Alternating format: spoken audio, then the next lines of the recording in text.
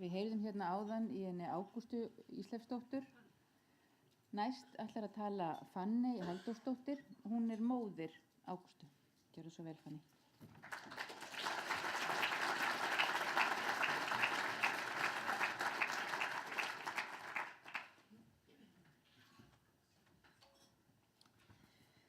Komið sængótt fólk.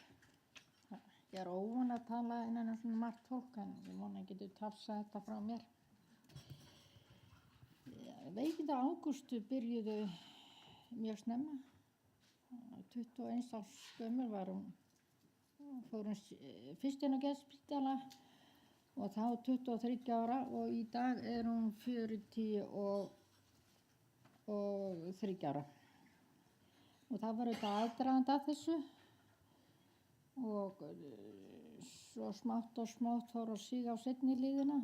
Hún var 4 barna móðir og svona í restina þá var þetta orðið óbærilegt og óttinn sem þau fylgir að sjá dóttur sína svona á sig komna, sitjandi heima, stara eitthvað út í loftið og bara rugla og rauninni vita ekkert hvar hún er stödd.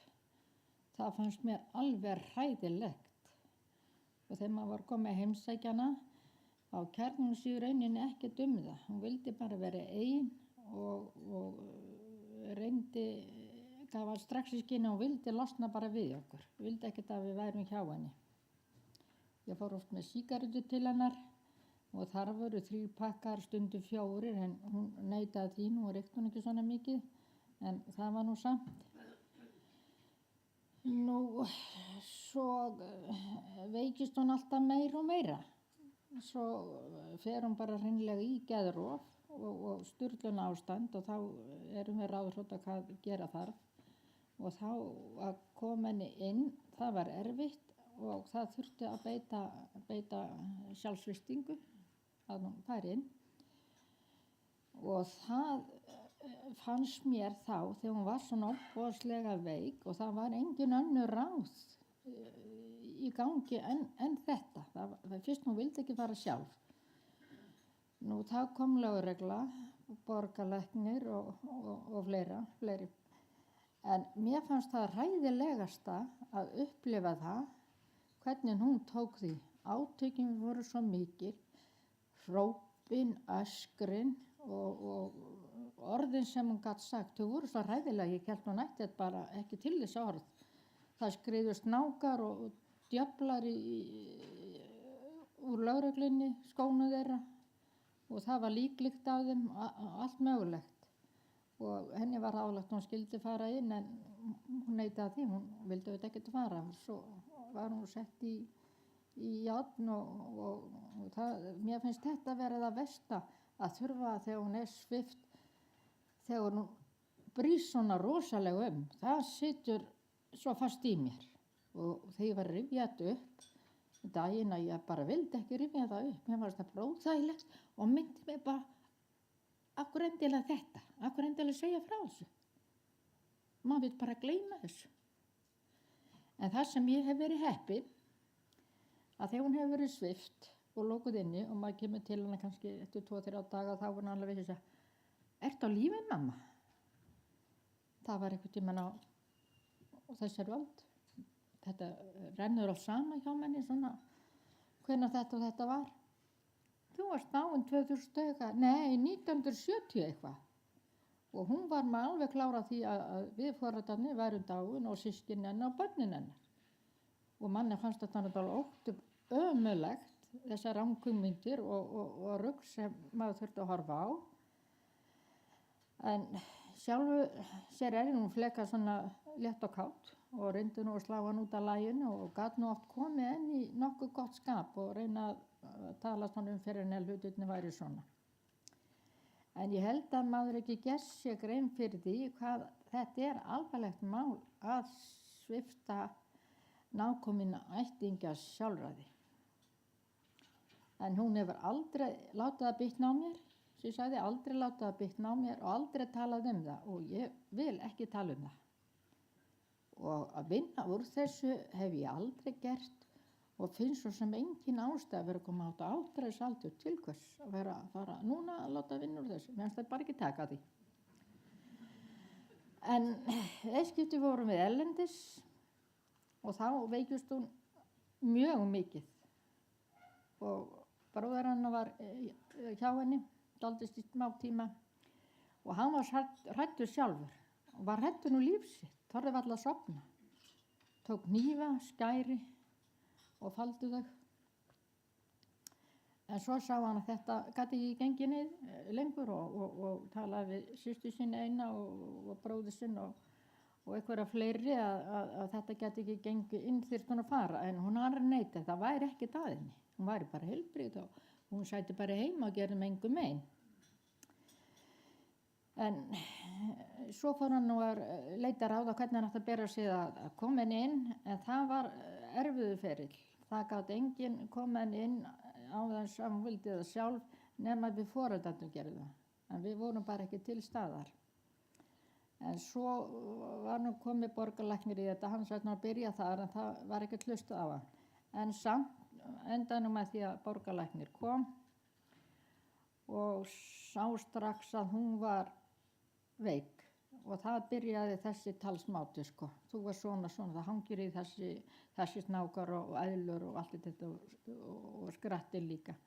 Svo leysaði lögreglan verður að taka hann með valdi og hann sagðist hafa labbað út með þau átök voru, þeir voru 3.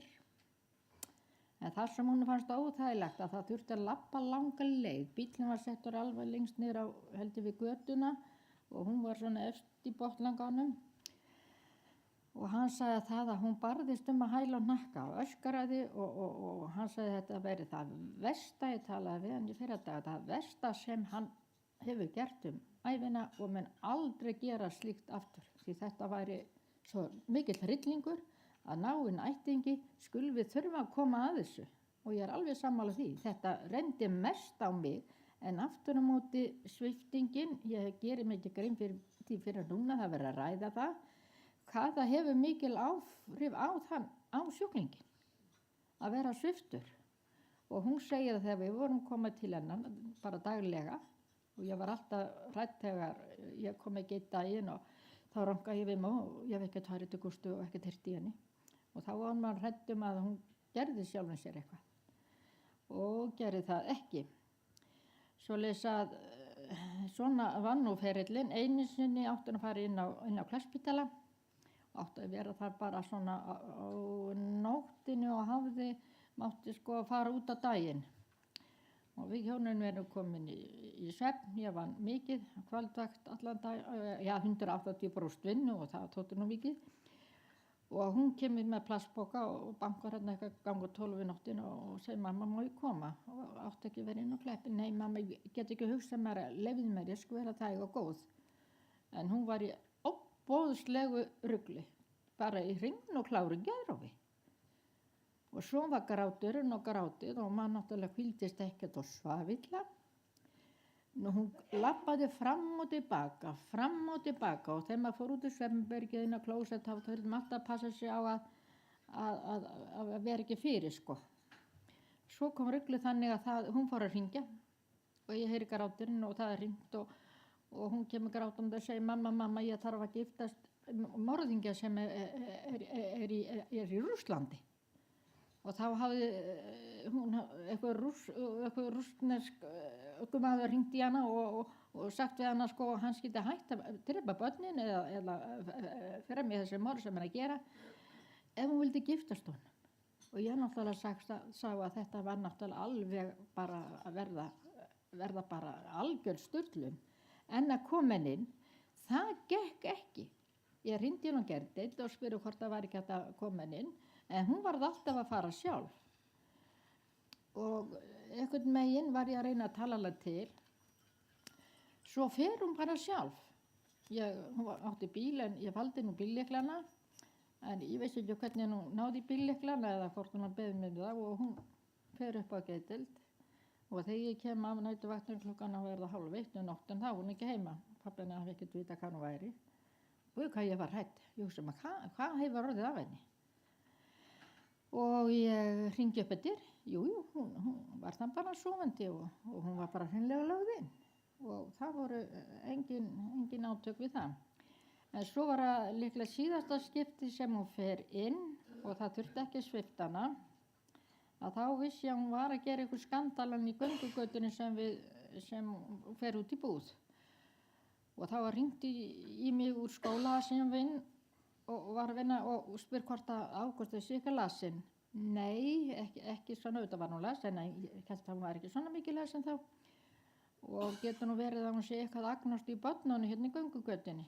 Krakkarnir eru orðið eitthvað hrædd við hana og fólkið, foreldrarnir hérna í blokkunum voru eitthvað farin að sýkta út hvaða manneskja það væri. Og hún fer að lýsa klæðnaðinum og ég segi já, þetta getur bara verið. Og við hjónin fyrir þá strax upp yfir og hún situr bara svona og rúlar svona hárunu og ég sertu eitthvað að leggja til krakkana hérna fyrir utan eða þetta farið til búið eitthvað. Nei, ég er nú bara grunið það því að það var hringt í mig þar sem við varum inne og vildum meina að þetta gæti verið þú, lýsti úlpinn hennar svona. Og það bara skipti engu tógum, það bara hún sprettur upp og ræðist á pappa sinn og svo sterk gátt hún verið og það var nú svo mikil písl, grönn og pepp að hún hefur hann bara undir og það fara borð og stólar allt í gang og ég bara alveg fraus hérna sem ég var bara að biðja aðstöð og ég hringi lögreglun og biðja hann í aðstöð hann var að bíða eftir að fara í hjartaaðgerð og ég hélt að þetta myndi nú bara enda með ósköpum. Þeir voru snöggir að koma og komu upp og þá náttúrulega reitt hún í þá alveg hreint, þeir voru náttúrulega bara djöflar og það skriðu auðvitað eins og hún sagði oft, snákar og eðlur og allt í kringu það og skratti var að býta hælan á þeim allt þetta þessum. En þeir gátu talað hana til að hún kæmi með þeim. Og hún gerði það með blóðsýrðum og öllu mögulegu og það komu 3 bílar upp á planið. En ég man ekki því, en pappar vildi meina að það hafi verið 2 aðri bílar fyrir neðan. Þetta voru litli bílar. Svoleiðis að þetta var hádegisbil og mér fannst þetta alveg svakalegt svona, maður vissi að fólk var farið að koma út og sjá hvað var í gangi. En hún vildi auðvitað ekki fara í þennan bíl og heldur ekki hinn bíl, hún heldur ekki með þessum mönnum vegna þess að það var líklegt í þessum bíl og hún hafði allt í forrættu. Og orðin sem hún lét falla, ég bara, það er ekki að hafa það eftir. Og svo fer hún inn og er þar, en minnir mig ekki svo langan tíma. Og síðan hefur þetta þróast svona sæmilega, bara nokkuð vel. Og mér fannst finna stóran mun af því þegar hún fékk þetta geðteymi. Það er fyrir 4 árum síðan. Þá var svo kallar geðteymi, þeir komu heim til hana, gáfu henni meðul og reyndu ég reyndi að fjarlægja mig frá þessu því að þetta gekk ekki. Maður gat ekki unnið, maður gat ekki sinnt henni, þetta var bara heill hryllingur. En mér finnst batinn hennar vera nokkuð góður en inn á spítalanum sjálfum, maður kemur inn svona drungalegan gang, gráan, uppstigana, gul handrið þessu breiðu sem ábyggt búin að vera svona síðan maður kom inn og inn í miðrýmið, allt eitthvað svo nöturlegt og ég átti bara erfitt með að vita hverju væri vistmenn og hverju starfsmenn. Þetta rann bara allt út í eitt. Það var ekki komið, nei, blessu þetta heimsækja Ágústu. Ég gat alltaf lappað þannig brosandi og hlegið og gaman. En þetta var allt eitthvað svo frosið. Og eins og Gústa segi, það er bara meðalagjöf. Þetta er eina sem gildi, það er bara að gefa þessu meðalagjöf sem ég gat ekki bara séð að hefði nokkuð tilgang. Og annað það að ég var eitthvað illa fyrir kölluð og vildi fá að tala við læknir þarna og ég vissi að hann var við. Og mér var alls ekki lyft inn og nei, mátti ekki tala við hann. En ég olbúið mig svona framhjá og fyrir bara inn í dyrnar og segði svona hvort það var ekki nokkuð leið að gera eitthvað fyrir Ágústu meira en þetta. Hún væri bara svo hryllilega veik og ég sætti mig bara ekkert við þetta að hún fái engan bata, hvað oft sem hún fer inn. En það átti maður ekkert von á því. Svo fór maður inn í herbergið hennar, dregið fyrir glugga. Og eitthvað svo ömurlegt að koma þarna inn. það var virðist ekkert verið lífkorki starfsfólki og kannski því síður með vistmenn. Nú ég nú ekkert að hafa orðlengja þetta, en ég veit að ég mun aldrei svipta nákomin ættingja eða hana meir og ég veit ég þarf aldrei að gera það örugglega. En þetta tekur mikið á, en það sem ég heppin að Gústa hefur ekki látið það bitna á mér, aldrei.